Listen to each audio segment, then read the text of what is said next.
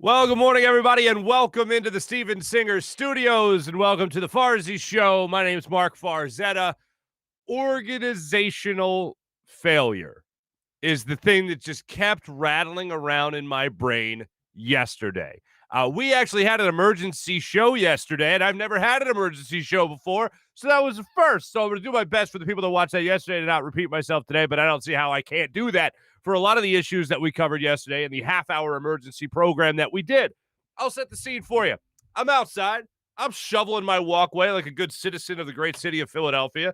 And I come in, I'm all sweaty, and my back hurts because I'm kind of old now. And I come in, and I check my phone, and 4 minutes prior, Adam Schefter dropped the bomb that Carson Wentz had been traded. He and Chris Mortensen, ESPN, reporting that. You can see it go across our scroll at the bottom of the screen right there, exactly what the trade is. A third-round pick in this upcoming draft. Also a second-round pick, conditional second-round pick in next year's draft that can flip to a first on these two occasions. One, Carson Wentz plays 70% of the snaps and the Colts make the playoffs. Or Carson Wentz plays 75% of the snaps and the Eagles get a first-round pick, don't even have to make the playoffs. So first off, Carson has to stay healthy, and second, Carson also has to be good enough to be the starting quarterback. Now, we're going to actually let you hear from an Indianapolis Colts perspective as to what they acquired in Carson Wentz. Was Carson Wentz the apple of their eye? Because there was another report out there that linked Derek Carr to the Indianapolis Colts. And once that trade wasn't going to happen, they then focused their attention on Carson Wentz. So maybe Carson Wentz was actually their second option here. Don't tell Carson that, though. He might be fragile, and he might actually be, oh, they don't even want me here either. Yeah, we'll see how it works out with Frank Reich. I honestly, I know a lot of people yesterday were talking about whether or not they're going to be rooting for Carson Wentz to have success. Carson, I know we're talking a lot about Howie. I know we're talking a lot about Jeffrey Lurie. We've talked about coaching and Doug and all that stuff.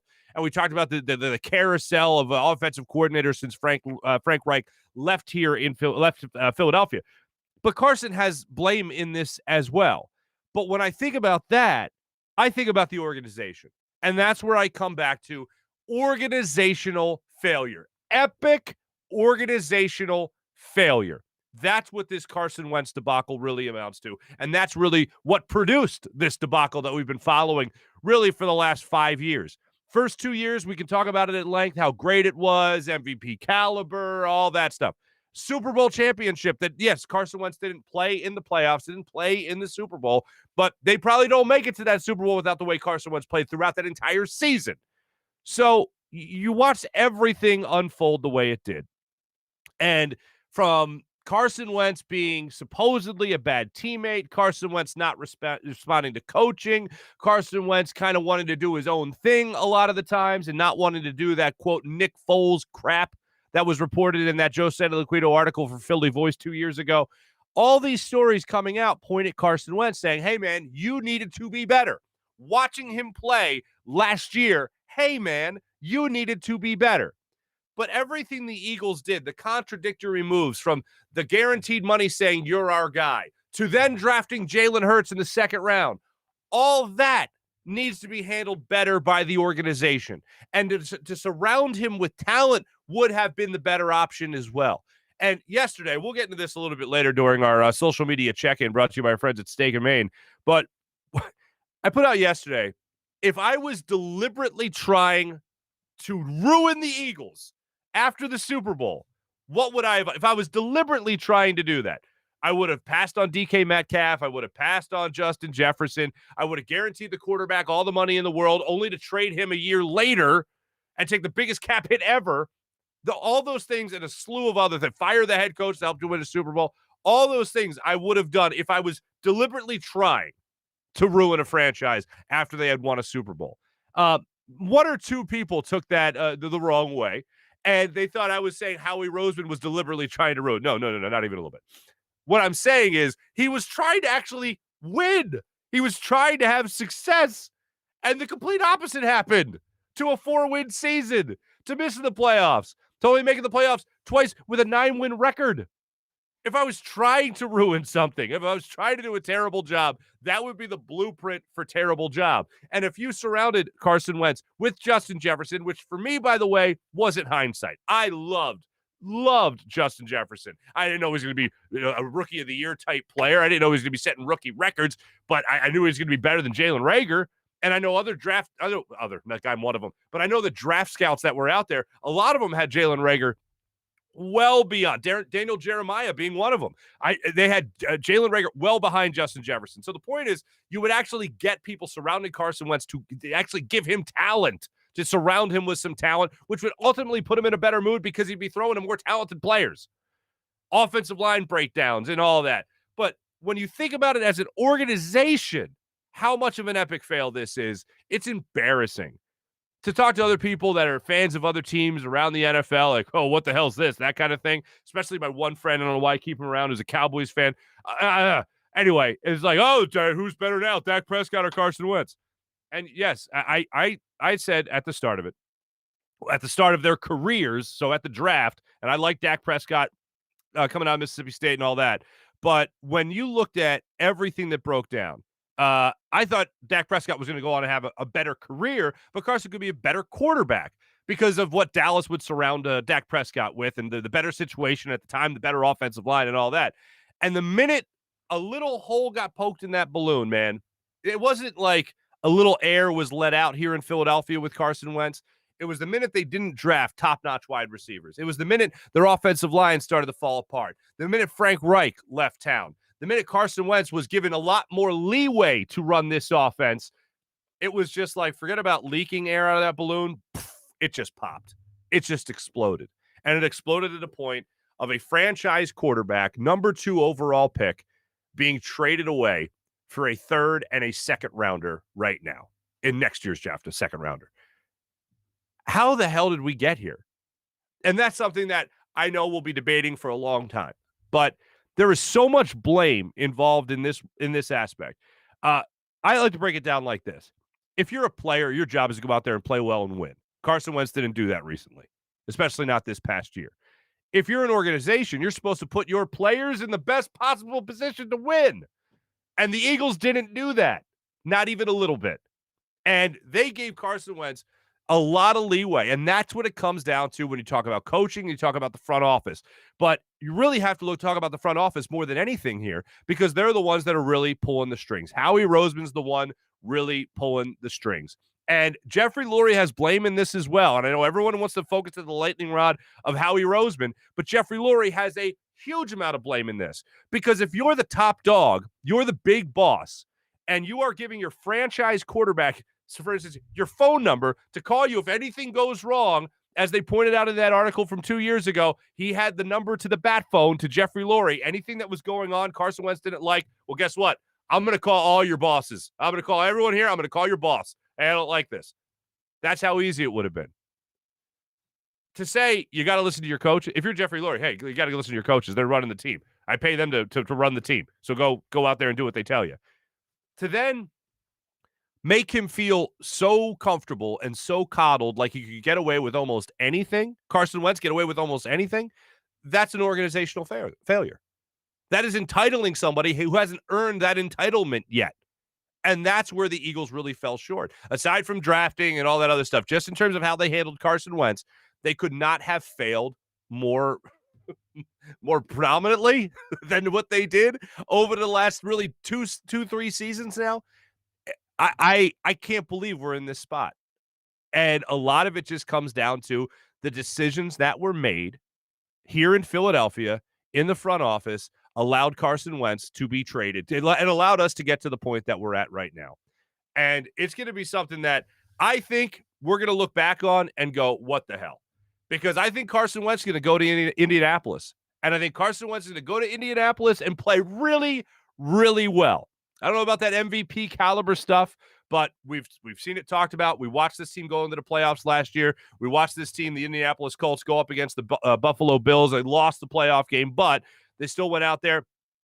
They played well. They played well throughout the entire season. And now Carson Wentz, younger quarterback significantly than Phillip Rivers, is going to be going out there behind that offensive line with a good running back game, with a good defense, and he's going to be asked to go out there and sling it in that dome. So when we look back on this, especially next year, now that Carson's in his happy place, if he goes out there and plays well, which I think he will, we're going to be face palming. And we know what we're going to be thinking? We're going to be thinking, why couldn't we work that out here?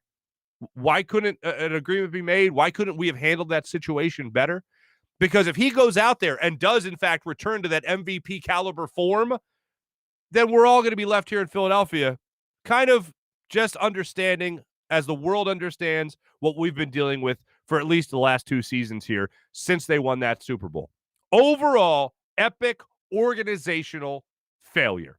The fact that we couldn't get, this is if Carson Wentz goes out there and completely balls out again, the fact that we couldn't tap into that again here in Philadelphia will be ultimately just embarrassing throughout the league. And what it might do, the positive out of it, it might make Jeffrey Lurie see the light that we need a different structure in the front office, a different authority in the front office to run this organization. If they let that go after having it here, then watching it just diminish and then watching it flourish somewhere else in Carson Wentz's talent level, yeah, that might be the only thing Jeffrey Lurie could help Jeffrey Lurie see the light about Howie Roseman and how this front office is being run. And that's what we'll cross our fingers for, that silver lining down the line. So we'll get into this. We got Geoff Mosher from Inside the Birds podcast, InsideTheBirds.com, joining the show. His partner, Adam Kaplan, joined us last week. Jeff's going to help us break down everything this week in trying to figure out where we go from here. Because there was a couple of different takes outside the Philadelphia world that I want you guys to hear. One was from our friend Dan Orlovsky. The other was from The Athletic, the beat writer for The Athletic. I want to make sure I'm getting his name right. Stephen Holden for The Athletic is the beat writer for the Indianapolis Colts. And his take on this situation I found interesting because nowhere in his speech, and maybe you could tell me if I'm wrong here, nowhere in his speech was he like, this is the guy the Colts wanted. Carson Wentz is the answer. Yeah, way to go. And I'm not expecting a media member, especially a writer, to go out there cheering for his team that he covers. But like in nowhere in his speech did he say anything about, hey, this is the guy. This is the guy. No, it was, well, this is the best opportunity that they had, so they took advantage of it. Like, we'll let you hear it in a second. But first up, Dan Orlovsky. If you're a Philadelphia Eagles fan, and chances are you are watching this, listening to this, then you know Dan Orlovsky loves going to bat for Carson Wentz. Sometimes does it seem like it's like Carson Wentz is Dan's adopted son? Yeah, sometimes. But Dan truly believes that there's a much better version of Carson Wentz in that Carson Wentz that we watched last year and really for the last 2 years for the vast majority. I believe there's a much better version. I just don't think there's an MVP version in Carson Wentz. But Dan was on SportsCenter yesterday and was asked if the Eagles got enough in return in their trade with Carson Wentz to the Colts. No, absolutely not. I mean, we're talking about a guy that, when it's right, he's a top 6 or 7 player in the NFL. You know, I think the reality for this move when it comes to the Colts is it places them. I think there's 4 teams as we sit here today that are top of the AFC conference. Kansas City, obviously. Buffalo, obviously. Cleveland, and this puts Indy in that top 4. Number 2, I would put Carson Wentz into the MVP conversation. I believe in him and Indianapolis that much. And then 3, I'd say this 2021 Colts team is going to look a heck of a lot like that 2017 Philadelphia Eagles team. You're talking about a top 5 offensive line and run game. That's what he had in Philly. Philly didn't have a star in 2017. They had like 4 or 5 really good pieces around them. That's what Indy has, top 10 defense. I believe in Carson Wentz, and I know everyone's talking about the mental aspect and all that, and we're going to get into that. But I think that this is a absolute home run for the Colts and something that the Eagles will absolutely regret 2 or 3 years from now. 2 or 3, we might regret it next year. And Dan saying the MVP thing, it's just kind of got glossed over. You saw some of his colleagues face bombing. I double dog dare Carson Wentz to go be an MVP again, or at least get into that conversation. And there's 2 things we haven't gotten to yet on this subject. One has to do with Adam Schefter. Adam Schefter said a couple of months ago, during the regular season, actually, I had asked him about whether or not Carson Wentz, whether or not his name gets brought up as one of those MVP candidates. When we talk about younger quarterbacks before, younger guys that aren't 30 yet, whether or not he was in that conversation as an elite guy or would be entering that conversation again. And the question almost dumbfounded Adam Schefter because We had gone from talking about that a lot with Carson Wentz, and then that shifted to Patrick Mahomes' world, and rightfully so. But Carson Wentz was out of the conversation in young quarterbacks that were reaching that elite level, whether that was Patrick Mahomes, whether that was Josh Allen, whoever it was across the NFL. Carson Wentz was no longer a part of that. Carson Wentz was not a topic of conversation in national media until 3 weeks ago when the Matthew Stafford trade happened.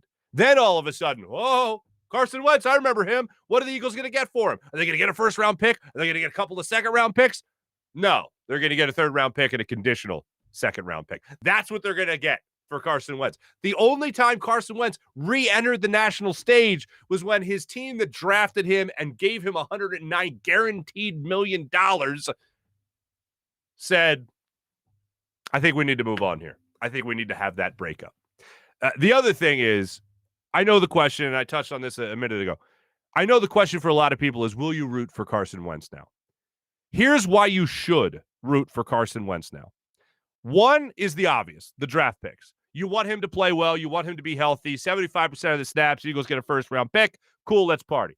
70% of the snaps and make the playoffs, Eagles get a first-round pick. All right, awesome. I'm for that. The other reason is what I got into a minute ago, but to go more in depth, if Carson Wentz does go out there and completely balls out and does get back to MVP form, like I was saying, Jeffrey Lurie, that might be the thing to make his eyes pop and go, we could have had this here. Because Jeffrey Lurie loved Carson Wentz. North Dakota kid, all that stuff, on the field with him, talking about it, getting signed, his extension, and all the guaranteed money. If Carson goes out there in Indianapolis and just looks like a stud, how much dumber will we look as an organization in this city? Will the Eagles look as an organization in the NFL? The fact that they had that MVP caliber type player here, and because they didn't know how to run an organization, they let that go out the window. Yeah, I think that would be pretty damning, and that might be the only thing that that makes Howie Roseman look like a guy that we all see but this time in Jeffrey Lurie's eyes, not just our eyes. I promised you this. Stephen Holden, the Athletic, from the Athletic beat writer for the Colts, he was on the NFL Network yesterday. Now, tell me if in here you hear a ringing endorsement for Carson Wentz going to Indianapolis, or if you just think this is the best option right now. Not Mr. Right, but Mr. Right now. Take a listen to this. I think all things considered, this was their best option. I don't think it cost them quite as much, certainly not as much as the Eagles had hoped. So they get a little bit of a win there.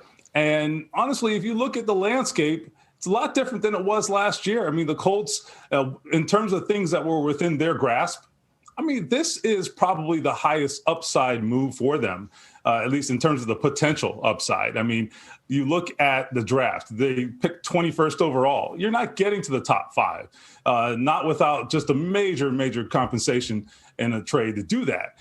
You look at the free agent landscape. Is Dak Prescott going to fall out of the trees? Probably not likely. So I think when you just consider what their options were, this was probably the best option for them, given that Carson Wentz wanted to be here and Frank Reich's history with him as well. I didn't hear anything about, oh, this is great, Carson Wentz, congratulations, Colts fans, you're gonna love this guy. No, I heard, well, he'll do. That's what I heard in that statement. Upside, sure, no one can argue that, and you hope that Frank Reich and Press Taylor are the guys that can shake up Carson Wentz just a little bit and get him back into the swing of things. It's going to be more Frank Reich, I think, than it's going to be Press Taylor. I think you're going to have Frank Reich as the bad cop, but the bad cop that Carson Wentz at least respects, the bad cop that Carson Wentz will at least listen to and respond to.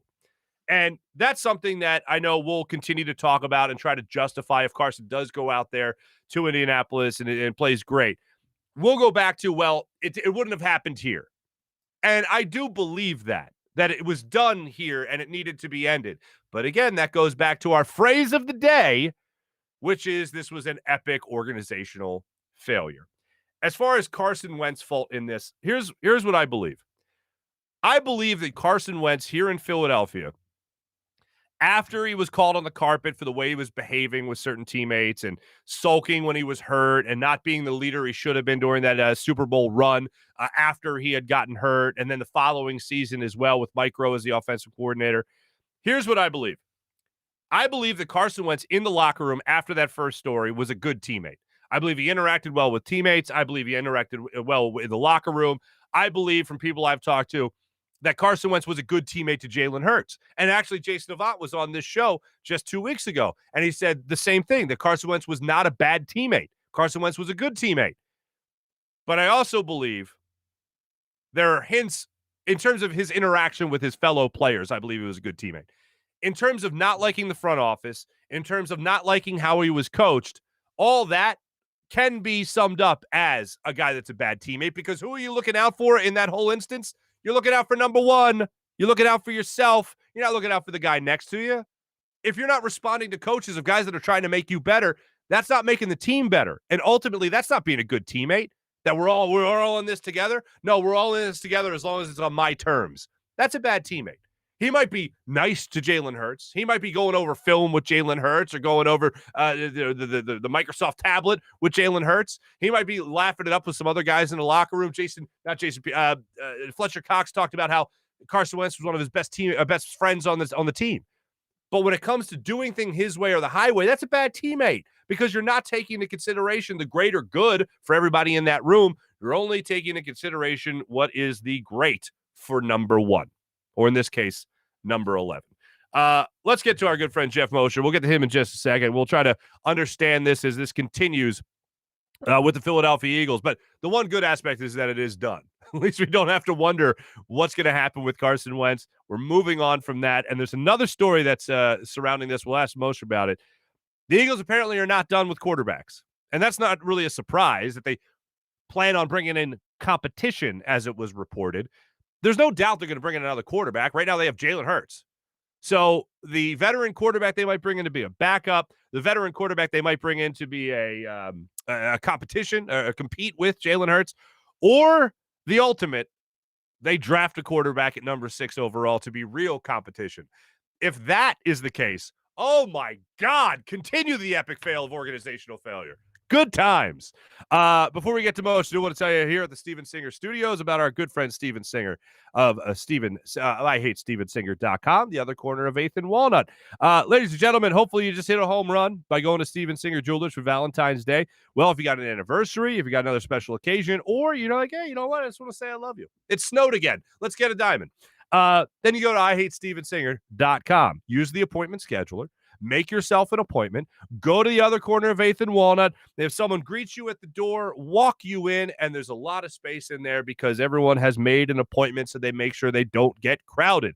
If you took advantage of beautiful gold dip rose for Valentine's Day, imagine going in there to check out all their diamond selection, all their jewelry, wedding bands, engagement rings, necklaces, tennis bracelets, everything there at Steven Singer Jewelers. And here's what you know you're getting with Steven Singer.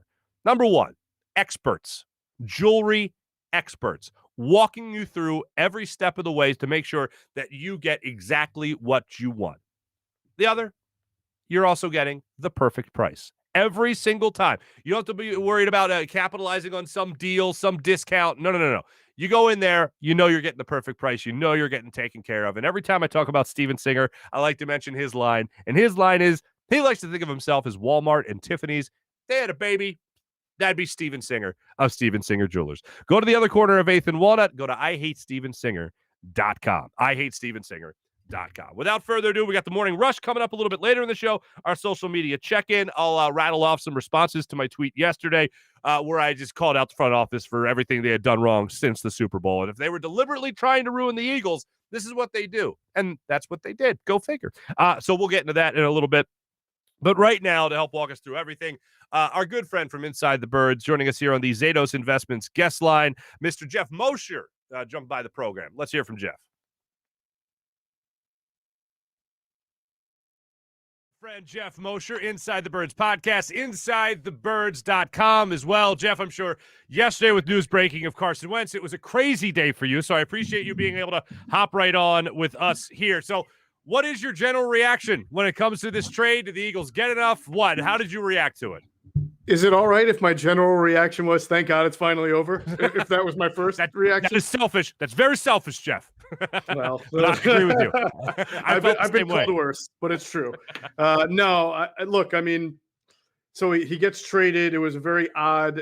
The first thing you see is third round pick and then conditional second, right? And that felt underwhelming. Although, as Adam and I had been saying on our last podcast that dropped Monday morning, we were starting to hear that they're probably not going to get a first rounder out of this. You know, they were asking for it. But what we knew about Chris Ballard, the Colts GM, was that he's a firm guy. I mean, he does not play around a little bit, and he did not feel quote unquote pressure to have to overpay. And that what we also knew was the market was not there for Carson as far as having so many other teams. So that put the Colts somewhat in the driver's seat there. The fact that the second round pick can convey to the first round almost gives Howie that like, hey, I did get a first rounder out of this if it happens. And I tend to think it's more likely that that'll happen than won't. If it doesn't happen, it's not going to look good in the vacuum, but that's what you're going to pretty much get, Mark, when there's not much of a market and when your divorce is inevitable. And I know that people feel like this wasn't inevitable, but I tend to think it was. I don't think that there was any coming back from the point of no return once his name was out there. No, I 100% agree with you. It was like a bad it was like a friend of yours who you know is in a bad relationship, and you're like, just end it, please. Like it's not healthy for anybody. Now, with all that being said, and all the trades that are out there and whatnot, when the Eagles look at that second round pick right now, that conditional second round pick, it's based on really what percentage of snaps, percentage of what Carson Wentz plays in Indianapolis. So pretty much, I guess, as long as he stays healthy, this could very well flip to a first round pick. Well, it certainly gives Eagles fans like some strange rooting odds here because so if he plays 75% of the snaps, it conveys to a first rounder, right? Or 70% and they make the playoffs. But you want the highest pick possible. If they make the playoffs, then the pick isn't that high, right? Right. So right. Now you got to kind of root for Carson Wentz to stay healthy enough to play 75% of the snaps, but somehow that happens and the Colts really stink. I don't know how that can happen, but that's what the Eagle fan kind of has to root for. Best case scenario there to get a higher first round pick. Mm-hmm. Did Howie play his cards as best he could, do you think, in this trade? Well, I think he certainly tried to. I mean, there were other names as far as, you heard the Bears act as if they were front runners and, trying to create a market that did not exist. I think he tried his hardest to do that. Clearly, there was a point in which Adam and I, as well as some others, thought that the deal was going to be made sooner. And the longer it went on, was probably intended to create a market that may not have existed. I mean, I am certainly not apologizing for Howie Roseman because he's part of the problem that led to this divorce. But given those circumstances and the little leverage that he had, I mean, to get a third round pick and then, either a second or a first is not terrible. Mm-hmm. Certainly. I was speaking with Geoff Mosher, Inside the Birds podcast, InsideTheBirds.com. Jeff, how did we get here so fast after what seemed to be so promising with Carson Wentz just a couple of years ago? I mean, not even this past season, but the season before, the end of the year, he rallied the team, looked great and all that. And obviously the 2017 season, we won't forget. But how did we get to this point so quickly? How did this fall apart so fast? Yeah, it's going to be a great 30 for 30 someday on ESPN. I guarantee you that. What if I told you? Well, I wrote a story about this on InsideTheBirds.com earlier in the week where I kind of detailed everything that happened from the end of 2019. He goes 4-0 after that kind of midseason rut. He leads a team of no names into the playoffs. Then he gets hurt, right?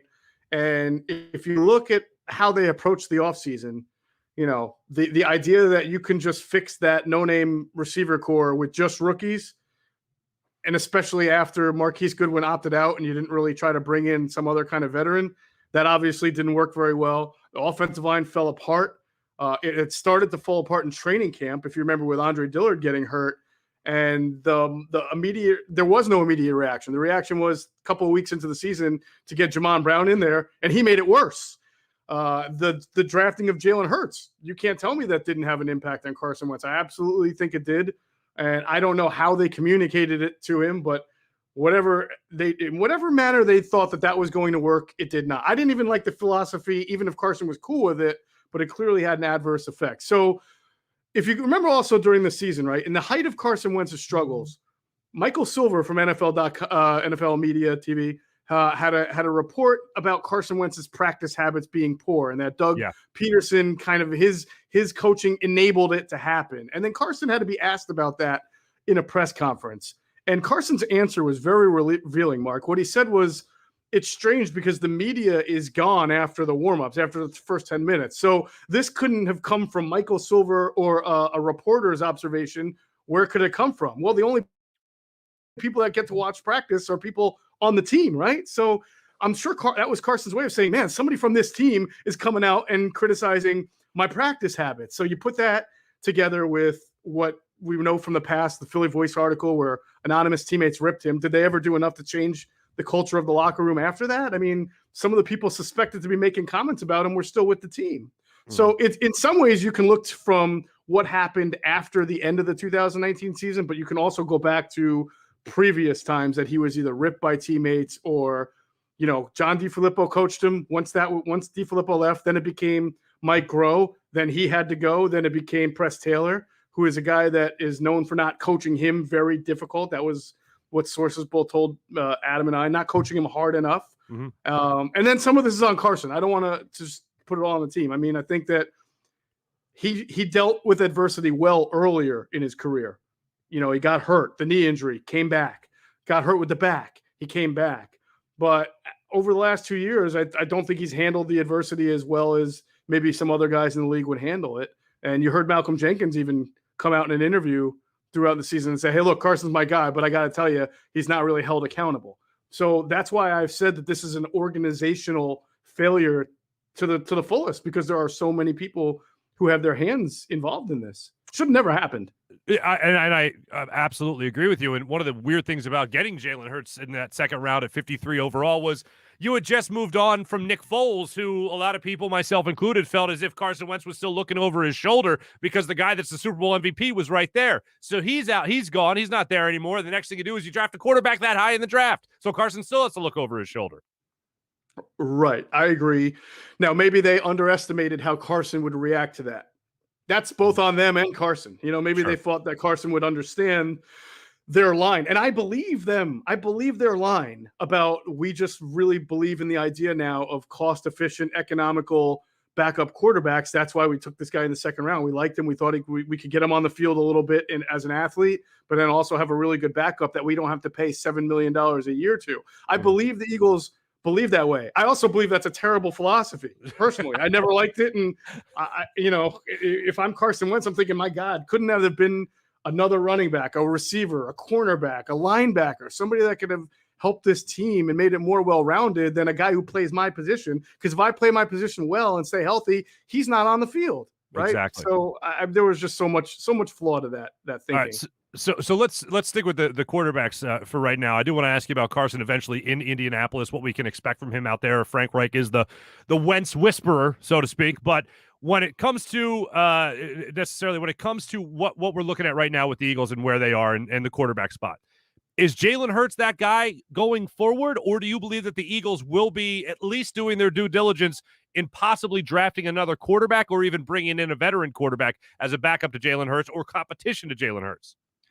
Mark, I believe the Eagles will do diligence. I mean, they'd even had a scout at Trevor Lawrence's pro day, which it's like, why? Even if you wanted him, you're not getting him. But still, that just shows you that you have resources. They have a big scouting staff. They will put the work in. I feel it's complicated, though. Unlike 2016, when they knew they needed a quarterback, they had Sam Bradford, but even Doug said, we want to get ourselves a quarterback. They put a lot of legwork into Carson Wentz.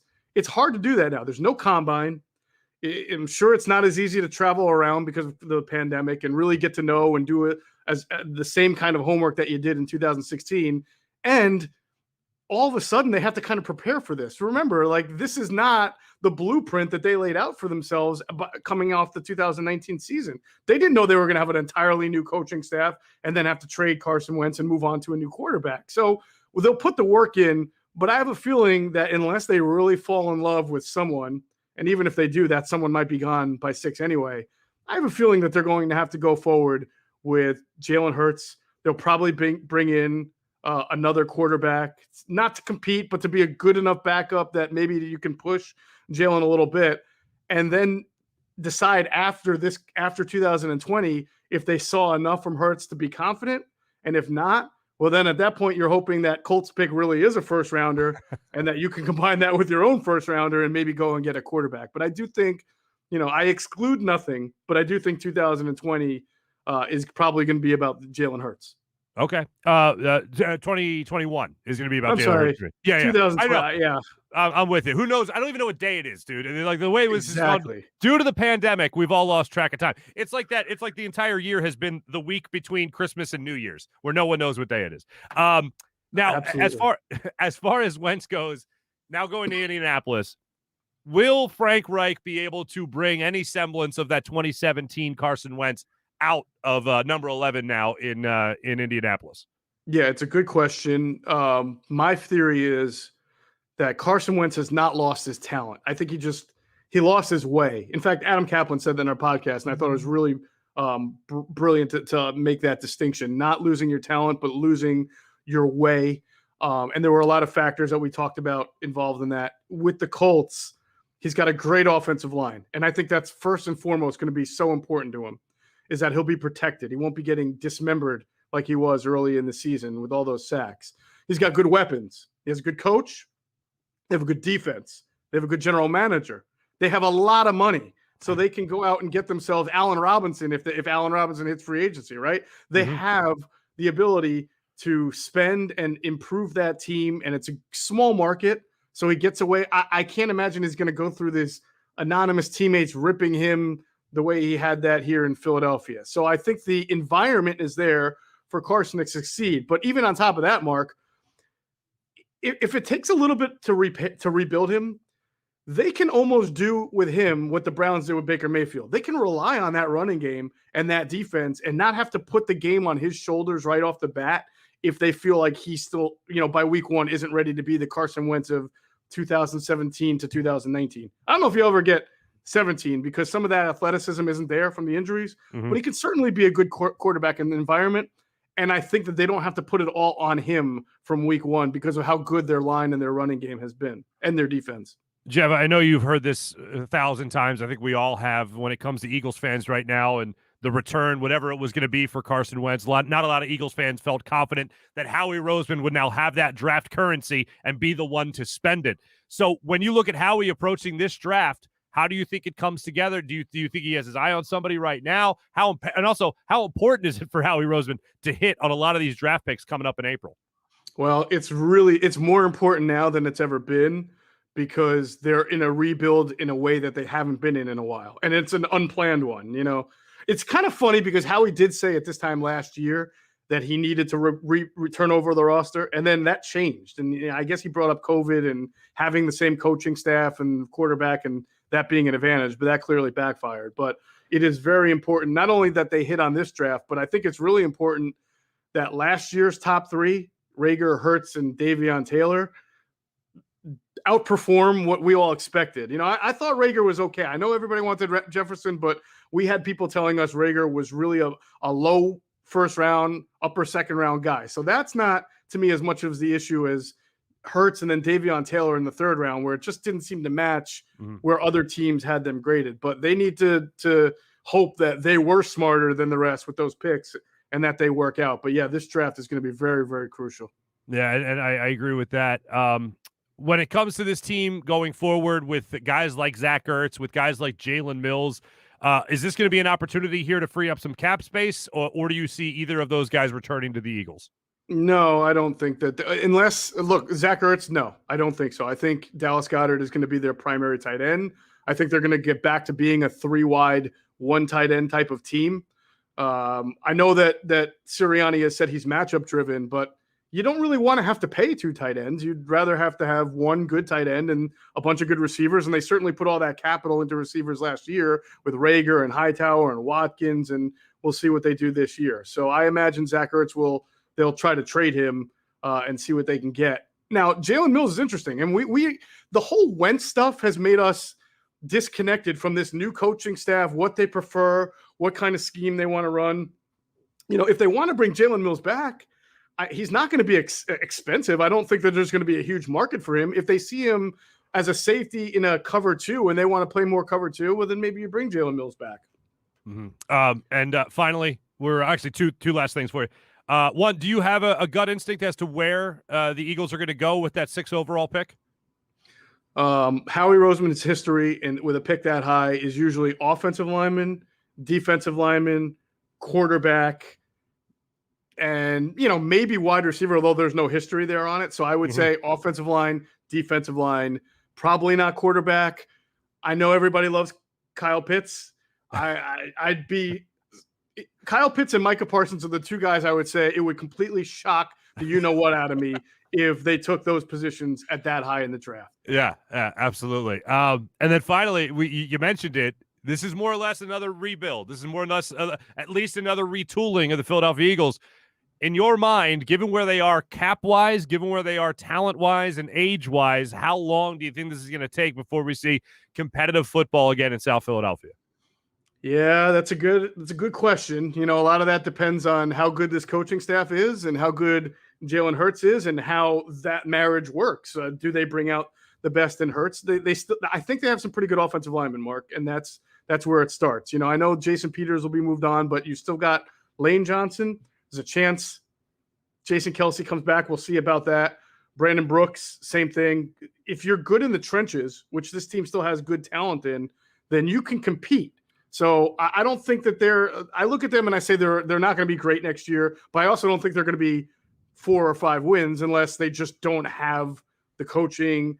The quarterback doesn't work. He gets hurt or he's just not that good. But usually when you're strong in the trenches, you should be competitive. And I do think they will be fairly strong in the trenches. So it gives them a shot to be in that 6, 7, 8, 9, I don't know, win range. We'll have to see. Have you ever seen anything like this in your time covering the Eagles? Anything like this Wentz story? Anything that compares to how this has transpired over the last 5 years?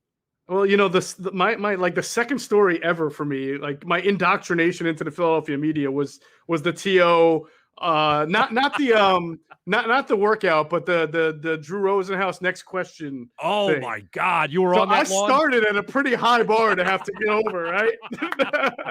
At least that was almost mostly blaming the player, I guess. And maybe, I don't know, maybe if Joe Banner gives him the money, maybe we're not even talking about that. Maybe we're talking about a couple Super Bowls they win together with Donovan McNabb and T.O., but who knows? Right. No, but you make a good point in that, and I wrote this in that story, is that this is the first time, probably since Reggie White, that a player of this kind of visibility nationally has said to the Eagles, I don't want you, right? I mean, wow. Like Corey Simon, yes, and Asante Samuel, yes, and who else wanted out? Lito wanted out after they got Nnamdi, I think. Like, all there have been players who have said, I want out, right?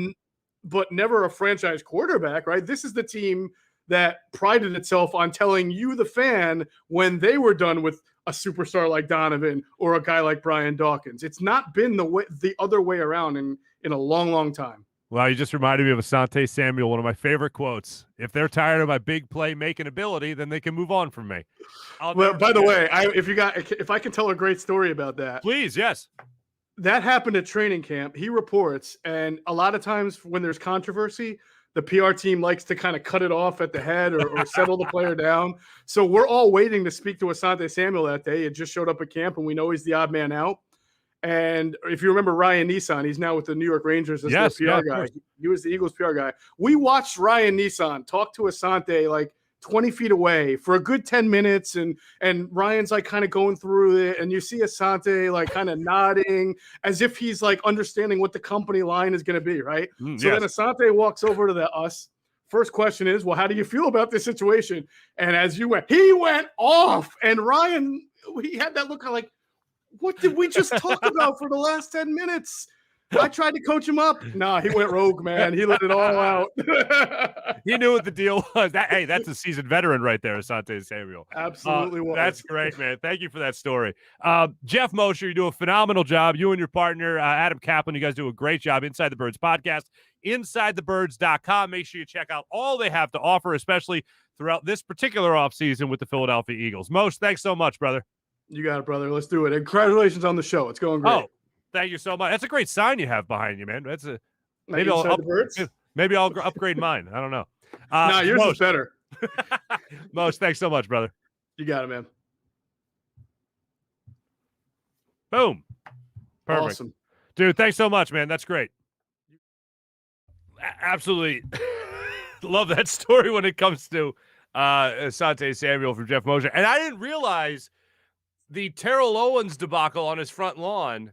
I wasn't there for the next question press conference, but one of my first assignments ever as a media member in Philadelphia was being on that front lawn with T.O. I didn't realize Geoff and I were being broken in by the Philadelphia media scene around the same time. But my thanks to Geoff Mosher, Inside the Birds podcast, InsideTheBirds.com as well. By the way, I was following some people's comments, trying to keep a close eye on him during the interview on YouTube. And yeah, first off, I agree with most of you. The vast majority.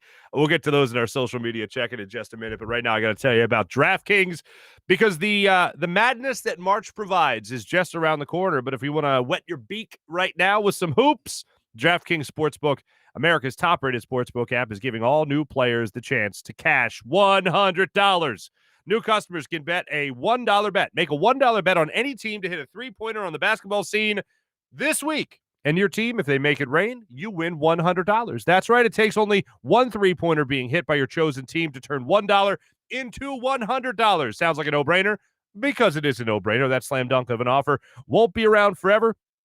So make sure you head to the App Store right now, download the DraftKings Sportsbook app, and get in on all the action. If basketball isn't your thing, DraftKings Sportsbook has daily odds on hockey, soccer, and so much more.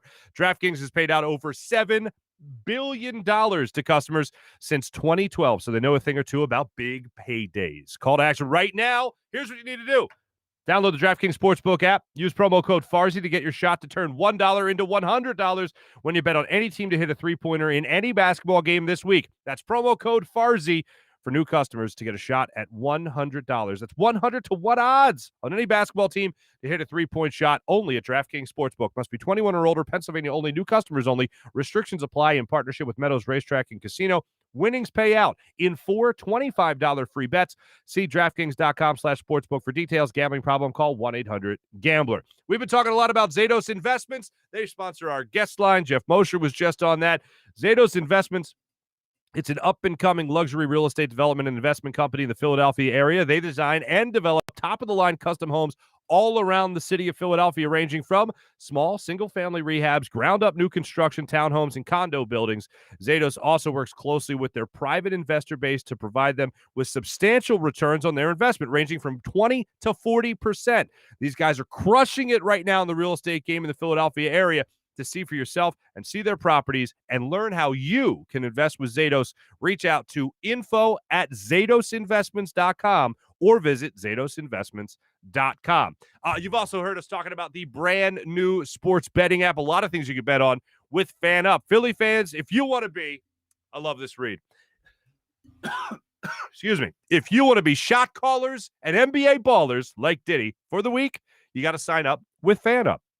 To win cash, win a Donovan Mitchell Gem Mint 10 autographed rookie card, pair of Jordans, or all three. Download the Fan Up app and get going. It's the days, of playing fantasy sports. They're playing them alone, at least. It's over. They're over. Fan Up, super fun. Daily and weekly contests are a great time. So make sure you sign up and download the Fan Up app, and you can rise on the Fan Up leaderboard. Squad up with your friends and win even more. Fan Up is just a great time. You're going to have a lot of fun with this, especially if you do enjoy fantasy sports.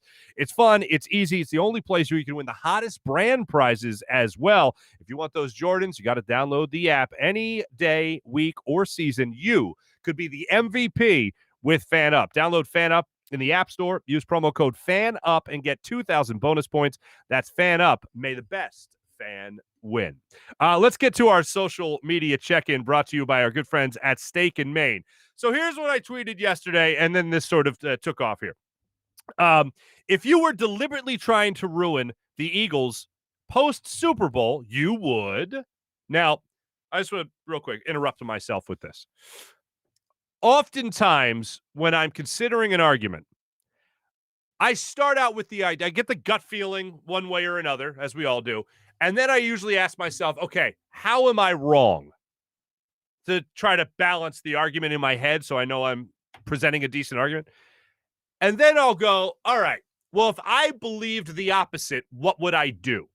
So in assessing the Eagles, if I believe what Howie Roseman, what Jeffrey Lurie have done in this situation to be wrong, if I was going to say, all right, I want to make this the worst possible franchise, what would I do after the Super Bowl?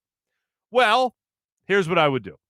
I'd pass on DK Metcalf, guarantee Wentz $109 million, pass on Justin Jefferson, draft a quarterback in the second round, undermine Doug, fire Doug, trade Wentz, take the biggest cap hit ever, and now reportedly be going after another quarterback to show that maybe I'm not all that confident in Jalen Hurts to begin with. That's what I would do if I was deliberately trying to make the Eagles a bust of an organization. I don't think the Eagles were doing that. The horrible part about this is, like I said earlier, they were actually trying to have success in the midst of all this, yet they pulled off those moves. What would I do if I was deliberately trying to ruin a franchise? That. Well, that's what they did while they were trying to help the franchise. So what I'm saying is we're screwed. We're very much screwed.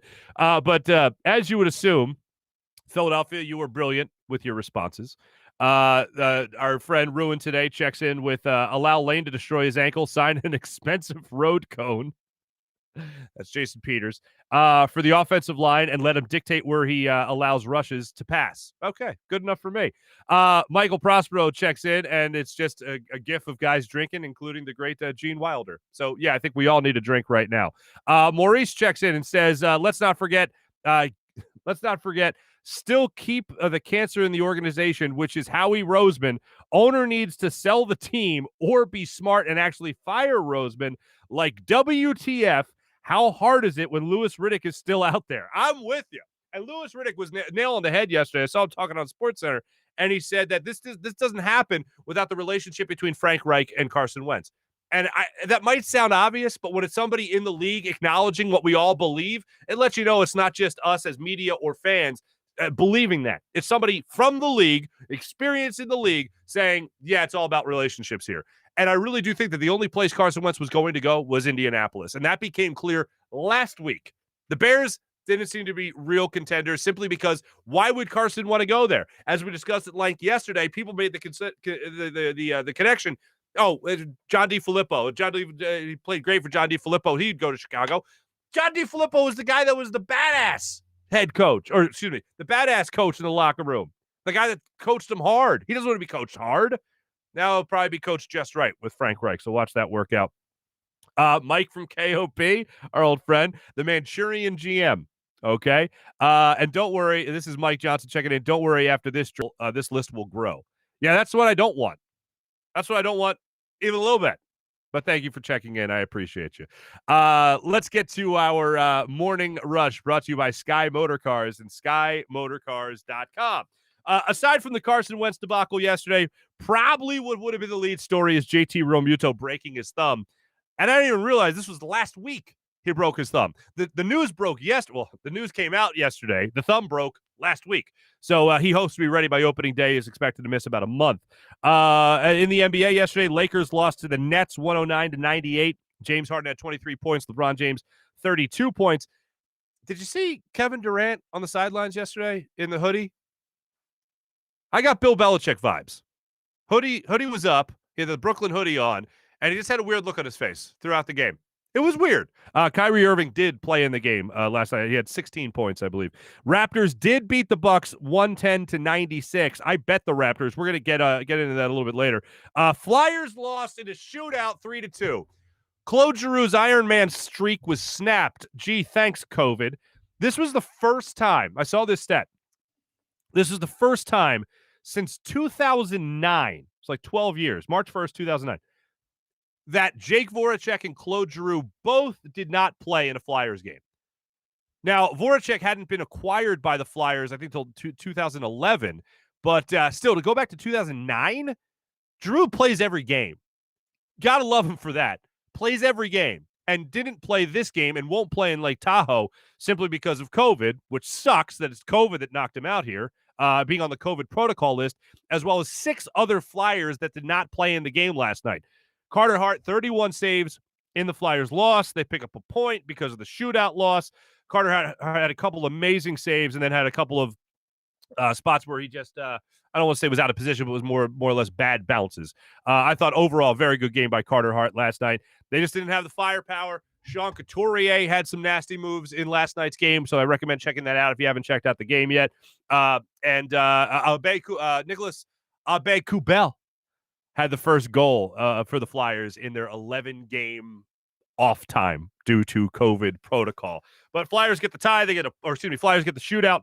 They at least get a point in that, so we can throw our hands up in the air about that. Sixers back in action tonight, so I'll be checking out that game, as I'm sure you will be as well. They take on the Chicago Bulls. Sixers going into tonight -9, 7:40 tip-off against the Bulls. Joel Embiid, a fourth-time starter now, or fourth-time All-Star in the NBA All-Star game. He is a starter, making into the starting lineup again this year. It'll be LeBron James and Kevin Durant as the captains of the All-Star teams. So Kevin Durant will be playing with Joel Embiid probably on his squad. Well, who knows, to be honest with you. We'll see how it works out for guys like Tobias Harris. We'll see how it works out for guys like Ben Simmons in the not-too-distant future, with reserves getting announced in the coming days.